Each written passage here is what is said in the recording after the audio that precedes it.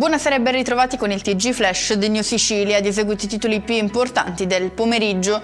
La regione siciliana ha assegnato 108 milioni di euro a città metropolitane e liberi consorzi, con 57,4 milioni destinati alle prime e oltre 50,6 milioni ai secondi. Le quote più alte vanno a Palermo con 22,6 milioni, a Catania con 19,6 e a Messina con 15,1 milioni. Sempre dalla Regione arriva un piano di rilancio dei litorali. Il Dipartimento Ambiente ha pubblicato 2 avvisi per spiagge libere più pulite e attrezzate.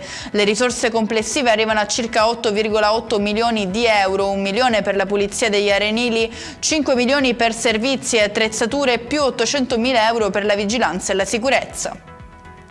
A Catania nuovo episodio di violenza in ospedale, alcune guardie giurate sono state aggredite mentre erano in servizio al pronto soccorso del Garibaldi Centro. A denunciare l'episodio è stato il sindacato UGL, che chiede presidi fissi delle forze dell'ordine e un rafforzamento delle misure di sicurezza per il personale.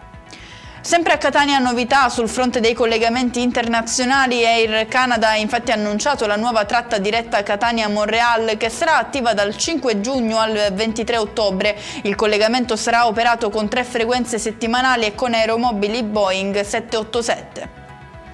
Chiudiamo con il meteo. Continua il bel tempo in Sicilia, un campo di alte pressioni sta infatti abbracciando la regione e garantirà anche nella giornata di domani tempo stabile e assolato ovunque, temperature in aumento con valori massimi sopra i 20 gradi su tutte le province.